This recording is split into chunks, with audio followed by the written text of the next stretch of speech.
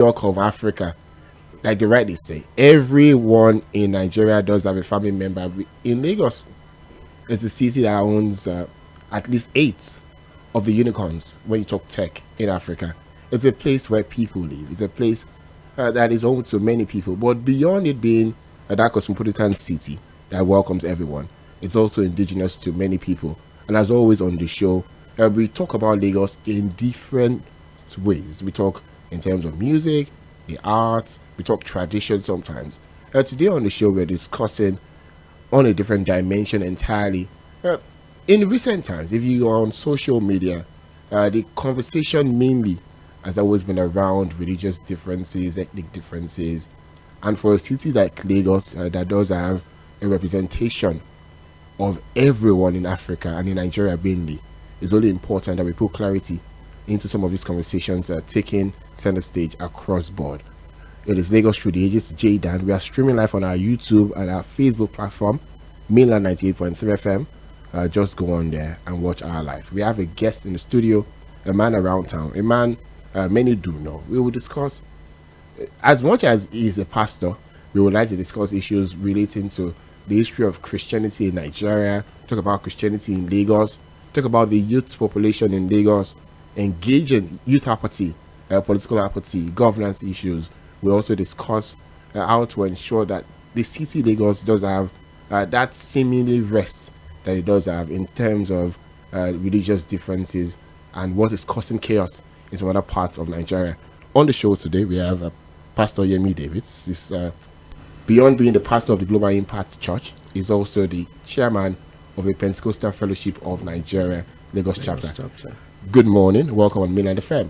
Good morning. Glad to be here. I love Lagos. Yeah. Are you Lagosian, if I may ask? Well, rooted in Abeokuta, Ogun State, but I've lived my life in Lagos. Born in Lagos anyway. Ebute Meta, Lagos. So I've been in Lagos. Ebute Meta is almost central Lagos. Beyond Ikoyi and all of the other divisions of Lagos, Ebute Meta is where, close to Edo. Yes. It's close to where the major bank, almost that port of Lagos. When you talk about Lagos history from the very top, you can't take away Ebute Meta, Ebute Ero, Edo, and all of those places. Let's start from the top. Lagos in itself is multifaceted. It's a city that is, you can't point out to say this is the religion that has the most people, and it's also rooted in the history of this particular country that Christianity started almost from here. Go to the CMS Grammar School. Go to Badagry, where Samuel Ajayi Crowder did live when it would come in the 18th century. From your perspective, let's run through the history of religion in itself in Lagos and how we've lived in peace from that time till date. Yeah, well, as I said, I'm a Lagos boy. Coincidentally, I've tasted almost every part of Lagos. I was born in Ebute Meta. Then we moved to Amo Odofin, Then I remember when I was getting married, I had to move to Egbeda, Lagos. And then sometimes I moved to somewhere in Etiosa, now Ogudu. So I've seen a lot about Lagos.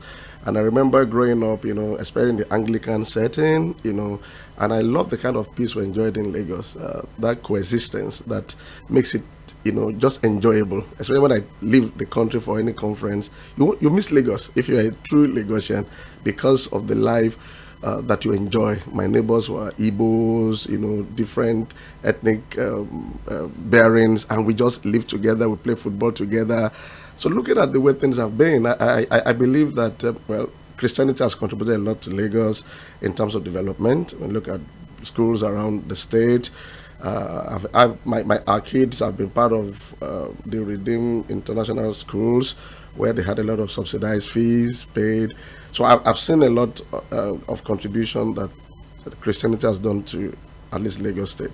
Unfortunately, in recent times, I see a dark hole, something brewing up that needs to be attended to if we want to live in peace. Yeah, great. So, for someone who has stayed everywhere, mainly on the mainland, it's good to see that, like they say, an average Westerner, Southwesterner does have three religions in his family. You have someone who is traditionally inclined, you have someone who is Islamically inclined, and you have someone that is a Christian in the family, especially in this part. Why do you think that is different in comparison to all other parts of Nigeria? I think it's just human nature. I think it's just the way things have been mixed up in Lagos. I mean, we have it's multi ethnic. It's been like that, and I think it will forever be like that. You understand? You understand? And there's a striving for an average Nigerian. I mean, I don't know. I think there's something about us in Nigeria that makes the difference. There's a striving. I was in some West African countries, and I noticed some, should I use the word slowness, maybe laid back compared to an average Nigerian. So in Nigeria, especially in Lagos, because for me Lagos is Nigeria, an average person wants to postulate that I am the main thing. This is my business is the main thing. Maybe my religion is the main thing. And then that push creates some rifts at times. And if you don't put in some kind of boundaries to it, it can just escalate beyond measure. Yeah. We have Pastor Yemi Davis in our studios of Mainland 98.3 FM, the sound of Lagos. And we are discussing on Lagos through the ages, the show specially designed to inform the listener history, culture, tradition of Lagos State and its people. We also break it down by introducing a different form of conversation entirely from what we're used to on the radio show. We are discussing, our topic basically is discussing the religious differences, managing religious differences in a multifaceted society like Lagos. How do you see, you did mention that when it comes to Christianity, a lot of our first schools, the CMS Grammar School, a lot of the missionary schools across board are mainly managed by the Christians and are what have become government schools in many regards. Religion has played a very deep part when it comes to education in Nigeria. But let's talk about education and harmony now. How do you see the role of religion in promoting harmony in a society like Lagos, where multiple faiths does exist? Yeah, from my own constituency, I think the underlying principle should be love. Okay, God is love, right? And if you're going to preach or teach anything, I think it should be based on love.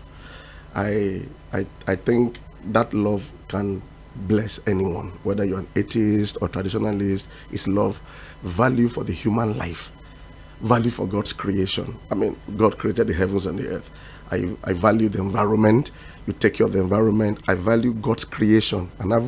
Every human being was created by God, and I think that's what Jesus came to do in terms of love. So I think the focus should be love. If you begin to pitch it beyond that, it becomes a bit watered down, and other things can mix up with it. But if it's love, then it's easier for me to bless you. It's easier for me to honor you. It's easier for me to see you become the best that you can be. So that means you should be able to relate with anybody from that spectacle of love. If I'm looking at you from the eye of God's creation, then I can accept you, I can receive you, I can be a blessing to you. I think love makes the difference, if that is the focus. Talking about love making a difference, religion is the opium of the poor, according to Karl Marx, right? It is said it is said that only the poor people go to church. Pardon my use of language. Yeah, I get it. And in many instances, we've seen religious institutions, leaders playing critical role in our society, either as thought leaders, some as philanthropists. They are everywhere, and some also as demigods to their followers, if you understand what I mean. Yeah. For a society like ours, where the dynamics of our society has changed, in the early centuries, in the 80s, in the 90s, in the 18th century, when religious did start, when our traditional Isheshe, that's our traditional religion, began, I will not use the word going out of extinction, because we still have people who are actively practicing traditional religions in Lagos, but it is mainly our religion here before Christianity would come. And we've had, in many ways, chaos. Most recently, somewhere in Lekki, I don't know if you're on X, there was a certain banner on the gate, and across board, maybe not as loud as other places, we have these small patches of issues around. What role do you think the religious leaders play in ensuring unity in this part of the world? In the north, it's the Sheikh says yes, it is yes. However, in a city like Lagos, where we have multiple people, we have people with different opinion. We have starting from only people go to church or more people go to church, I don't really agree with that in that sense. Yeah, we'll break that conversation down, you know. Okay, because I mean, I also lived in Lekki for some years, Lekki Phase 1, and I'd say a lot of upscale people go to church. Okay, it just depends on the kind of congregation maybe you attend or the kind of denomination you choose to attend. But I mean, well, I'm saying that because everyone wants to associate one faith or the other, one way or the other. And I think what religious leaders can do is to preach love. I have a challenge when you become unnecessary. I mean, if you want me to be better, then you need to approach me in a way that I will respond to the things that will make me better. And I think that should be the narrative, not like the banner you mentioned. I saw it, I was not so happy. What is the essence of that? For instance, we have some governance issues in Africa, maybe in Nigeria, okay? I think in Nigeria too. And I think sometimes politics is being used to create some divisions amongst, I think so. Because everybody loves development. I want good roads. The Islamic guy wants good roads. I want good schools for the kids. I want electricity supply. It's not only, I want the banks to function effectively. I want that to be power supply. The same thing the Israeli person wants, or the Christian wants. So if it's development, it's for us all. And I think that is what should be preached, especially from the religious leaders. If you're teaching them, we're not going to have a Christian bank or a Israeli bank. No, you serve me well, and that will help the coexistence. Now, if you're not teaching your doctrinal things that are in your context, let it be clothed in love, and then you allow me to make my choice. You don't just shove it in my nose that I must be this, and I don't think that's what Christianity does anyway. I mean, God loves you, blah blah blah blah blah, but it's your choice to make a decision. I think if that is pitched from a perspective of love, the response will be different. Yeah. It is Mainland 98.3 FM, Lagos Through the Ages is the show. My name is Jaydan. There's Pastor Yemi Davis in our studios. He's chairman, PFN Lagos chapter. Is also the pastor, right? Yeah. Of Global Impact Church. We're discussing everything religious, everything in respect to religion, religious differences, managing a society like Lagos. Talking about the youth population, still sticking with the top. Yeah. The church-owned schools Yeah. used to be the best schools. CMS Grammar School, for example, St. Greg's, all of these federal schools, like you call it, the unit schools, like you call them now. And at the time, the missionary schools were returned back To the government? to the government. Yeah. That's a different case entirely. Entirely, yeah. But private, we also have Pentecostal churches. Now. Yeah. It never used to be. It used to be just the regular old churches, the Orthodox churches. Now we have Pentecostal churches Having the around us. And the conversation is that sometimes these schools, which seemingly should be for everyone, should be affordable for everyone, isn't as affordable as it should be. Some of our religious institutions that own schools are the most expensive. Yeah. So what role then does the church play in ensuring that with the role that the institution that they manage, that the people that even go to these institutions cannot enjoy from it? Yeah. That's very good. I think there's a deficiency in the Pentecostal body, which we're also trying to address. It's communication, adequate communication. For instance, I'm privy to some of the schools. Let's use Covenant University as an example.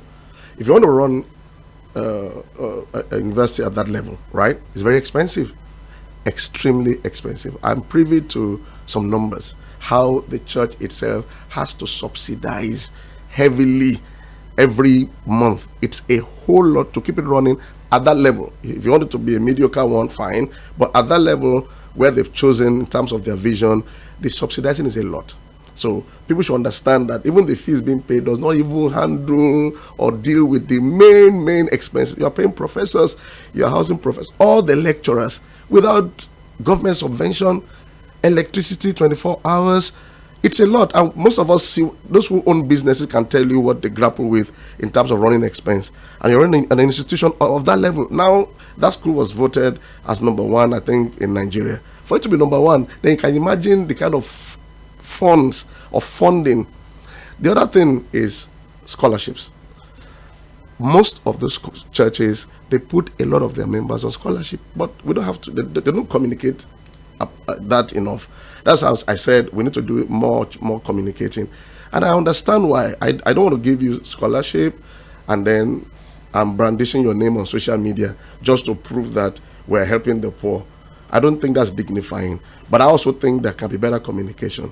From the schools I know, I mean, from Redeem denomination, their secondary school, primary school is highly subsidized. For university education is expensive. It's not a secondary school. It's a lot. So if you look at how much they're subsidizing it, you understand why sometimes the fees are like that. And then there's the part of scholarships. I know a lot of people that went through the scholarship program to be, and they are members of their church. That they don't communicate it, I think that's part of the misunderstanding or misevaluation of the things going on in the Pentecostal. So you're justifying. It's like a given. It's like they can't even help it. I mean, look, this is a beautiful studio, by the way. Thank you very much. I can imagine how much you do run this place. You have to pay your staff. You got to, electricity supply in our country is blessed, so to say. You pay staff. It's like a 5-star university. The kind of lecturers are going to employ from all over Africa. You got to pay them. You got to, your plant and machinery. It's a lot. I can't mention figures. It's a lot that sometimes you wonder, shouldn't government even help them out? And it's the same tithes and offering and givings that help that. And then you do scholarships for thousands. No, it's a lot. So I think those institutions or those churches might do better service by communicating. You don't have to give too much, but so when people don't communicate, it's easier for people to just fill in the gaps without knowing what's happening. It's like your son. He says he should buy you bicycle. You buy me bicycle, daddy, and you are still trying to pay for house rent. He doesn't understand. But maybe if you explain to Junior, Junior, I like the bicycle. It's not even so expensive, but we are owing the landlord. If they throw out of this house, you cannot even use the bicycle. But if you don't communicate to Junior, Junior can think that is wicked.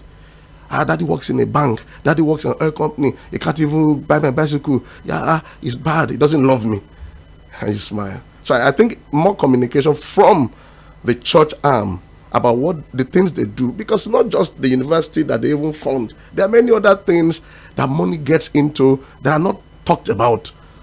Like the scenario we have in our country today, unfortunately, we had escalation of dollars and businesses had to kind of struggle. People find it hard to feed. In our own church, if I mention figures that we're spending every week to help people, I cannot come and carry Yalagbaja on the TV or these 25 families. What is the essence of that? But that is not being said doesn't mean it's not being done. So you just look at it from the outside. Oh, they have money. They have money. They are doing a lot. In fact, we have to be saying many no's because we can't feed everybody. But the bit we can do, we are doing it, and it's a lot. And like I tell our folks in our church, there's a part of the giving, and there's a part of dignity. If I'm going to give you food for your family, it should be with dignity. People shouldn't see your face, even in our church bulletin, that we gave this family food. I don't need that. Because if I give you food and damage your dignity, I've done you disservice. So I think communication would help to help people see better. Maybe government should even help them more safe. Talking about hunger, which you hinged most of your points on. Yeah. I, for one, believe that a lot of the properties that should serve as factories, as place of work for people, are being converted to church. And the conversation around town is that we have more churches than workplaces. For example, in the United Kingdom, I have friends who have relocated to the UK. In Nigeria, they were avid church goers. They were in church every Sunday. But if you're going to Peter Obi, for example, we had a conversation around Nigerians spending more time doing video than being productive. I know friends that have gone abroad for the last 2-3 years. They've not been to a church. Most of them still connect to maybe their churches in Nigeria online. And the conversation around the society that pays a lot of attention to religion do not thrive. However, I have thoughts that I will not say on radio on why I think sometimes maybe if we have more functional, if the society was more functional, do you think religion will take a backstage? I beg to differ. Well, it's a balance. I feel a lot of pain when people put on the church the errors of government, the deficiencies of government. If there are factories, who stops factories from running? Is it that the church said, don't build factories, want to use your building? In fact, we should appreciate the church for taking the empty warehouses. People are earning, and there are many of those warehouses that also double as event centers and things like that. Is it the church that would help the manufacturing industry of the country? Is it the church that will help the dollar rate? Is it the church that will provide employment for the teeming youth? So it's like they use the church as a scapegoat. Government has failed in many areas. We're praying for them. We try to do some consulting with them. But let's face the real thing. if there are no spaces for churches to use for their services, they'll get another place. I go to Accra, Ikeja, all those places. Go and see empty factories. They left the country. Is it the church's fault? Come on. Roads are not in good shape. Power supply, is it the church's fault? But sometimes, because maybe people are afraid to speak truth to power, they just look for a scapegoat. When Peter Obi was talking about night vigil and everything, if I have a job to do in the night, like night shift, like they have in the West, would I go for a night vigil? Then what's your business with what I do with my evenings? If I'm supposed to be in your studio in the evening and I go to night vigil, you can fire me now. So I don't understand that there are no night vigils. If I have a job to do, like when I go out, like you mentioned, the United Kingdom, for instance, people have jobs in the evening. So if you have a job in the evening, maybe you go to church in the morning and go to work in the fine. But you can't say because I go to night vigil, I'm now stopping productivity. Do you know what I was doing during the day? Then my time is my time. So I think there has to be some clarity between the role of governance, okay, the deficiencies of governance in our country and what religious organizations are doing. I mean, I even see churches in Oworo area. I see Islamic guys, you understand, feeding people. We are doing a lot. It's not really our job. We help the poor, but that's not the primary assignment of the church. They are all added responsibilities. But now it looks like everybody is saying anything that's wrong with the country is the church. Come on. If we're going to speak to governance, let's speak truth to power. I agree that we might have taken it beyond, like the night vigil now. How many churches in Lagos do night vigil every Friday, like Peter Obi was saying? It's every Friday. The ones I know, 95%, maybe once in a month. Is that too much? And there are people that go to club every day. I know guys that go to club every day, Monday to Friday. And they get there around maybe 7 p.m. and leave by 4 a.m. every day. So are they affecting the productivity of Nigeria? Now, because somebody now goes to a vigil once in a month, is a problem with productivity. And I think that's not the best way to say. But for a city like Lagos that seemingly thrives, a city that is functional, then how do you manage the young people who want to be religious and also want to be functional? How do you mean functional? Functional, like, okay, religious and also have work to do. As an organization, as a church, do you have companies? Do you set up stuff for people in Lagos, for example? Is it my? I know some churches that have. No, we are doing. I'm not saying we don't do, but that some people are doing doesn't mean that's their. Look at the population of Lagos, for instance. How many will you help? We have what we call expressions. You understand, where people are helped with employment. We have schools, crèche, secondary school, those kind of stuff. But the need is vast. The best we are doing is even training people in terms of entrepreneurial skills. You understand how to start your business. A lot of churches do that. In fact, the church in Nigeria is doing that more than what the government is doing, training people. We do that again and again. We have what we call a career fair. We have job fair, where we call companies that are looking for, our guys will look for companies looking for what they call it, they have space vacancies, and then we call those who are trusting God for a job. Come, blah blah blah blah, meet together, right? And then if it fits, fine. We have career fair. A lot of those things take place, and I think many of us see it on social media. Jaydan. Yeah, correct. The church is doing a lot, and I would have loved a balanced approach to what people say. While you celebrate some things they are doing, then you can also, talk about some areas that they feel, unhappy about. But to now make it look like, what is the church doing? We are doing a lot. Last November, we had a business conference in our church. We had to give out literal millions to people, surprise gift to help top your job, capital. What else can we do? We train people, and I know many. If I start listing here now as PFN chairman of Lagos, it's a lot. So I think it's just scapegoating, because they know we don't fight like that. Talking about your role as the PFN chairman of Lagos, that means you have to interface with people of other religious faiths, right? Yeah. What have you done to bring people from the Sheshe angle, from the religion. But that's the truth. Lagos is it's a society that is filled with different people. According to research, it is said. Let me even quote that for you. Yeah. We have more Muslims in Lagos. 50% of Lagos population is 50%.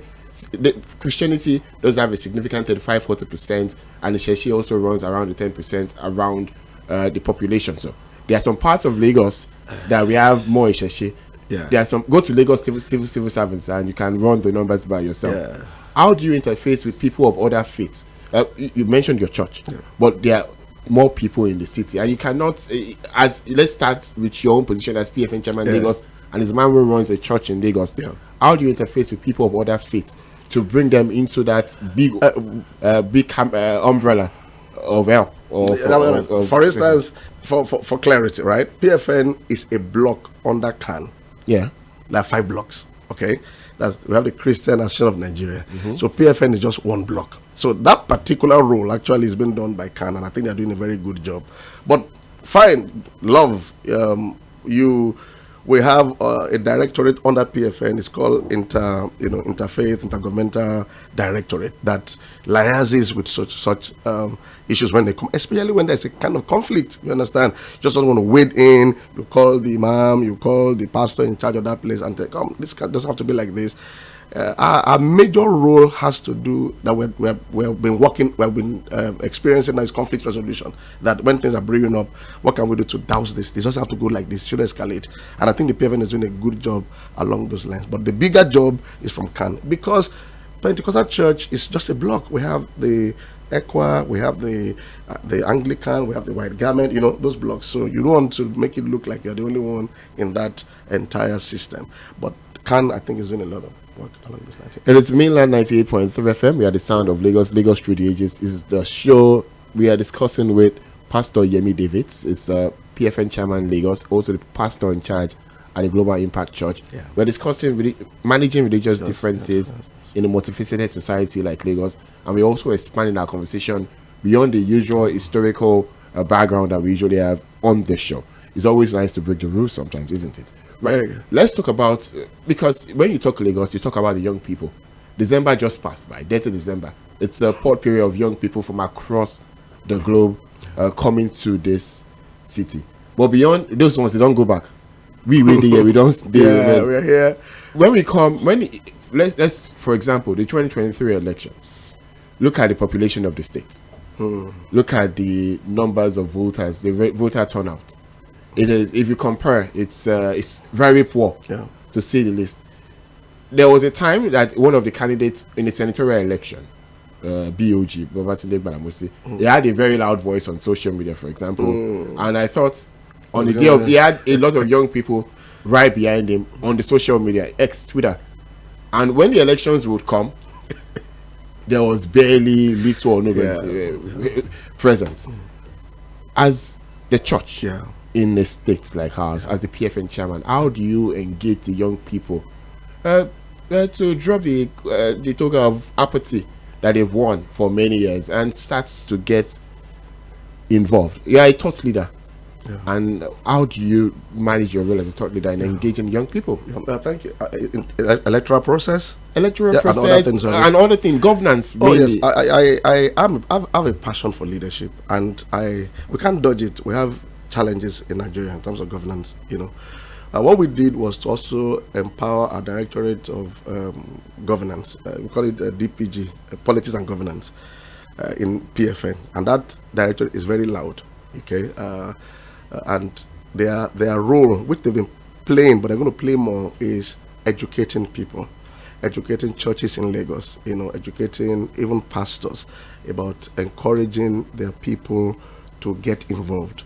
I've always said this, that instead of cursing the darkness, it's better to light a candle. Instead of just saying government is bad, what can you do to make Nigeria better? And the earlier we young people get involved, no matter, it's like it's a pot of stew. You put a little salt, right, and it makes a lot of difference. So don't just be cursing, get involved. But they need education, they need encouragement, they need to understand the process. For me, the long-term plan is a 20-year plan, but we start now. that start your journey now. Our daughter at home, she's she's very politically savvy, Go and join your word. Start from there. That's I think that's the language now. Prayer is not enough. We pray, but that is not enough. Get involved. Maybe when you even get involved, you understand why it is dirty, if they say it's dirty, or the underpinnings there, and then you know what to do. But to stand aloof and be complaining, nothing changes like that. So that push has been there. And the only other thing I wanted to encourage is this partisanship that some churches do. I'm on a big campaign against that. Like in our church, I remember the last election, I just did one informal, stuff, one Sunday service. I said, okay, if you're from this party, wave your hand. Some people wave their hands. If you're from this other party, wave your hand. People in church belong to various parties. So I can't come as a pastor and be pitching for a particular party. I don't think it's right. But I can educate you about development. I can educate you about the kind of person you might want to vote for. I can say that, but the choice is still yours as an adult. That helps some measure of sanity in the electoral process. But do you know, even if I do that, and then I've encouraged them, and then 70% of them go out to vote, and then there's chaos on the street, there's violence on the street, maybe somebody's shot and died, it's painful. And I'm not sure the church can really change that in the immediate. And that's why I said the governance issue is a big deal, because a lot of them, I live in Ogudu, Lagos. A lot of young guys are folks, they came out. If you go and check, there were a lot. Thank God there was no much violence in Ogudu. But our folks in Isolo, Amo Odofin said, Pastor, I'm not going to go out again. Oh, what is this? I was just lining up, and the next thing is smoke, this and that.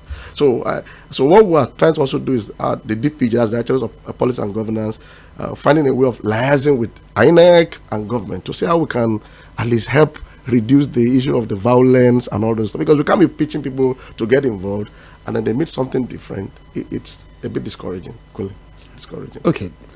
Beyond that, what's the relation? Okay. Yeah. Go ahead. I was going to ask the relationship between the church and traditional institutions. Yeah, because it's quite important. We in Lagos, for example, it's a what's the word now? Cosmopolitan society. But beyond it being a cosmopolitan society, we also have traditional institutions deeply rooted in Lagos. Every locality does have its own Oba, has a chieftaincies, have religion that they worship, whatever. But I do not see the larger population respect these traditional institutions. What's your thought? It's beyond you. Yeah. What's your thought in that light? When we moved to our church, moved to Ogudu area, we reached out to the Oba. You understand? We reached out to the Oba. We have a very good relationship, and I think what I said earlier was our narrative. I believe church exists to reach people and also develop the place, and then we are here to develop the place. And he was very happy. He was very, very happy. He prayed for us. We gave him gifts. We have a very good relationship. Every year we send gifts to him. And then we do a lot of community impact activities. Yeah. So that's the kind of relationship we have. And I think that's what I encourage churches to do. Let the land where you are in be happy you are there. That's the basic. If you're going to provide water, what can you do? Pipe bomb water, borehole. When your capacity as a church, we've done a lot. We do widows sometimes 1,000 in that place. There's that honor for the church. So I tell churches, wherever God has planted you, let the people love you, and they won't love you by theory. What can you do to bless them? There was a service we had that we gave everybody in the church service a loaf of bread. It was very funny, Everybody, whether you are rich, whether you are poor, everybody. I was sure that even the rich people embraced the loaf of bread, and people came from the community when they heard, and everybody got a loaf of bread. Maybe two, some got three. The little, and I think it boils down to love and care. So that's what we do, and as a PFN chairman, that's what I'm encouraging. If every church in Lagos, we're the light of the world. If every church in Lagos can do one or two things as basic as help with the cleaning, or renovate a hospital. We do that, renovating some places to make it better. I think there will be that cordial relationship and acceptance. I might not want to delve into what you do. It's your choice. I respect your choice, but I don't want you to feel I'm a problem to you. I'm a blessing to you. Yeah. We're streaming live on our YouTube and our Facebook platform. You can watch it afterwards. It's Mainland 98.3 FM. So this is not Pastor. This is Yemi Davidson. Yeah. As a Lagos resident, as someone who has spent a better part of your 40 years and above in Lagos, what has changed whilst you're growing up? And what are the new realities? And if you had a one-on-one, not as someone who is interfacing in respect as the leader of an institution or an agency or whatever, but as interfacing with the governor or the past governors, what would you have told them differently to do? Yeah, growing up in Lagos, the voice of the young people was not as loud as it is now, and I think it's an opportunity, a great one. Just like we have our kids growing up, I believe that the government should attend to the young people, provide platforms for expression beyond entertainment, right? Beyond entertainment, developing their skills. What can you do, like vocational skills? Can you do that massively? Not everybody can get into your institutions. They're not enough, university or polytechnic, but they can learn some skills and they can learn it excellently. I'm paying when people are building houses in Lagos, they have to go and fetch people from, outside Nigeria, and neighboring countries because of the expertise. Can we have vocational institutions where I can't make it into this University of Lagos or Unilag or LASU or this, but can I learn carpentry and learn it well, not just the one roadside learning? Can I learn metal work? So I think attention to the young people, it's the main thing now. Because if we don't do it, then the future is at stake. And for those listening this day, wherever you're listening from, glad that you joined this broadcast. If you're a pastor, you're a Christian, pay attention to the young people, starting from your own house and then your environment. What can you do to help the future of Lagos State? What can you do? And what you can do is to encourage them, fund them, create platforms for them to develop their skills, whatever skill, music, comedy, fintech, whatever it is. Doing that is actually securing your own future. Yeah. And before we round up, what's your message in terms of tolerance? How do we continue to live in a society that welcomes everyone? We all want development. Don't let anything divide us, okay? Don't let anyone divide us. If you have electricity, adequate electricity, power supply, you have good roads and everything, then we're good to go. So when things come, can you just reduce it, like to that baseline that what we're looking for is development, not that whether you are tall or short or black or whatever party, so to say, we want development. Don't let anyone reduce to an animal. Kunle is God's creation. I'm God's creation. There's a part of God in him, and I respect that. And there's a gift he has that I don't have. In fact, without Kunle, I'm not complete. So when I understand that about people, then I embrace them. I love them. Life is not just about you. Self-centeredness is killing our society.